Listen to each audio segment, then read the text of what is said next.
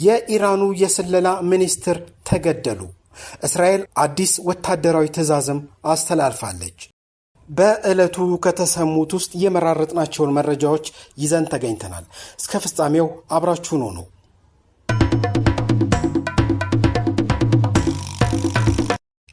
የእስራኤል መከላከያ ሚኒስትር እስራኤል ካትዝ የሀገሪቱ የደህንነት ኃይሎች የኢራኑን የስለላ ሚኒስትር ኢስማኤል ካቲብን መግደላቸውን አስታውቋል። ሚኒስትሩ ዛሬ በሰጡት መግለጫ የኢራኑ የስለላ ሚኒስትር የተገደሉት በእስራኤል ኃይሎች በተካሄደ ጥቃት መሆኑን ነው ያረጋገጡት። እስራኤል ካትዝ አክለውም የእስራኤል መከላከያ ሰራዊት ከአሁን በኋላ ማንኛውም ከፍተኛ የኢራን ባለስልጣን በአይነ ቁራኛው እስካስገባ ያለ ተጨማሪ የፖለቲካ ፍቃድና ትዕዛዝ እርምጃ የመውሰድ ሙሉ ስልጣን ተሰጥቶታልን ብለዋል። ይህ አዲስ ትዕዛዝ የእስራኤል ወታደራዊ አመራሮች በራሳቸው ውሳኔ ከፍተኛ የኢራን ባለስልጣናት ላይ ጥቃት እንዲፈጽሙ የሚያስችል መሆኑን ነው የተገለጸው። ድርጊቱን ተከትሎ በመካከለኛው ምስራቅ ያለው ውጥረት ይበልጥ ሊባባስ እንደሚችል ተሰግቷል። አሊ ላርጂኒ መገደላቸውን ተከትሎ ኢራን የአጸፋ እርምጃ እንደምትወስድ መዛቷ ታውቋል።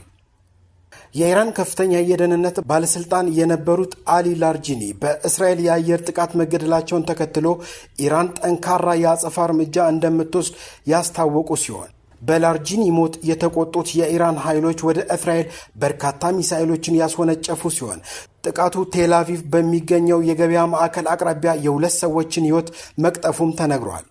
የኢራን አብዮታዊ ዘብ ተጨማሪ እርምጃዎች እንደሚከተሉም የተናገረ ሲሆን ላርጂኒ የልጃቸው እና የባሲጅ ሚሊሻ መሪ የነበሩት ሃላምሬዛ ሱሌማኒ የቀብር ስነ ስርዓት በቴህራን እንደሚፈጸም ቢጠበቅም በጸጥታ ስጋት ምክንያት ሊራዘም እንደሚችልም ተጠቁሟል። ይህ ውጥረት የቀጠለው ባለፈው የካቲት ወር የኢራኑ ከፍተኛ መሪ አያቶላ አሊ ካሚኒ መገደላቸውን ተከትሎ በቀጠናው የተቀሰቀሰውን ጦርነት ተገን በማድረግ ነው። አሁንም እየተሰሙ ያሉት መረጃዎች እንደሚጠቁሙት ከሆነ የኢራን አብዮታዊ ዘብ ወይንም IRGC 100 ቦታዎችን ኢላማ ያደረገ የአጸፋ እርምጃ እስራኤል ላይ እንደወሰደ አስታውቋል። በጥቃቱም ጅምላ ጨራሽ የተባለውን የክላስተር ሚሳኤል ቴክኖሎጂ ለመጀመሪያ ጊዜ ጥቅም ላይ ማዋሉን ነው ያስታወቀው። ከዚሁ ግጭት ጋር ተያይዞ ኢራን የአሜሪካና የእስራኤል ሚሳኤሎች የቡሽር የኒውክሌር ጣቢያ መምታቷን ገልጻለች። የኢራን መንግስት ዛሬ ባወጣው መግለጫ ከሆነ በሀገሪቱ ደቡባዊ ክፍል የሚገኘው ታዋቂው የቡሽር የኒውክሌር ኃይል ማመንጫ ጣቢያ በአሜሪካና በእስራኤል የጋራ የሚሳኤል ጥቃት እንደደረሰበት ነው ያስታወቀው። እንደ ብሪክስ ኒውስ ዘገባ ከሆነ ኢራን ጥቃቱ የተፈጸመው በዛሬው ዕለት ንጋት ላይ ሲሆን የኒውክሌር ጣቢያውን ኢላማ ያደረጉ በርካታ ሚሳኤሎች ከባድ ጉዳት አድርሰዋል።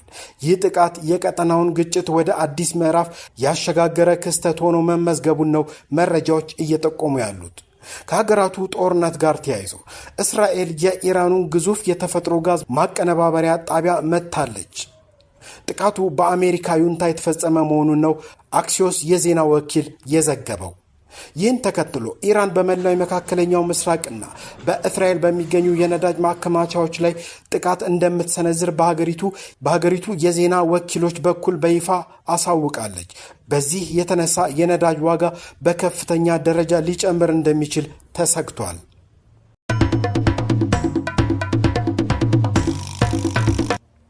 የተለያዩ የአሜሪካ የጦር መርከቦች ማፈግፈጋቸው ታውቋል። ኢራንን የሚደበድቡ ተዋጊ ጀቶችን፣ ሚሳኤልና ራዳሮችን የጫኑት የዩናይትድ ስቴትስ ግዙፍ መርከቦች በፊት ከነበሩበት አካባቢ ማፈግፈጋቸው ተዘግቧል። ARD በሚል ምህጻረ ቃል የሚጠራው የጀርመን ቴሌቪዥን ጣቢያና ሌሎች የዜና ምንጮች የአሜሪካ ባለስልጣናትን ጠቅሰው እንደዘገቡት ቀይ ባህር ጅዳ አጠገብ መልሕቁን ጥሎ የነበረው USS ጄራርድ ፎርድ እሳት ስለተያያዘበት ወደ ሶዳ ቤይ ክሬታ ወይንም ግሪክ እየቀዘፈ መሆኑን ነው የተዘገበው። የቃጠሎ ምክንያት በግልጽ አልታወቀም። አንዳንዶች ከጀልባ የተተኮሰ፣ ሌሎች ከየመን የተወነጨፈ መሳሪያ ሲሉ፣ የተቀሩት ግን ከያዘው ከመርከቡ የተነሳ ነው ይላሉ። ዩኤስኤስ አብርሃም ሊንከን የተባለው ሌላኛው አውሮፕላን ተሸካሚ መርከብ በፊት ከነበረበት ወደ ደቡብ ማፈግፈጉን የሳተላይት ፎቶግራፍ መረጃዎችን የሚጠቅሱ ምንጮች ዘግበዋል። አውሮፕላን ተሸካሚ መርከቦች በፊት ከኢራን ድንበር ከ400 ኪሎ ሜትር ባነሰ ርቀት ላይ ነበሩ። አሁን ሰፍረውበታል ወይም ይሰፍሩበታል የተባለው አካባቢ ግን ከኢራን ከ1000 ኪሎ ሜትር በላይ ይርቃል። የዩናይትድ ስቴትስ ፕሬዝዳንት ዶናልድ ትራምፕ የሆርሙዝ ወሽመጥን ከኢራን ጥቃት የሚጠብቅ የጦር መርከብ እንዲያዘምቱ የጠየቋቸው አብዛኞቹ ሀገራት ጥያቄውን ውድቅ በማድረጋቸው የየሀገራቱን መሪዎችና መንግስታት እየወረፉ ይገኛሉ። ትራምፕ አገራቸው የምትመራውን የሰሜን አትላንቲክ ጦር ቃል ኪዳን ድርጅት ወይንም ኔቶ አባል ሀገራትን ሞኞች በማለት ነው የወረፏቸው። የብሪታንያው ጠቅላይ ሚኒስትር ኬር ስታርመር ታላቅ ስህተት ሰሩ ሲሏቸው ቻይናን ለመጎብኘት የነበራቸውን እቅድ ሰርዘዋል። ዛሬም እንላለን፣ ሰላም ለሀገራችን፣ ሰላም ለምድራችን።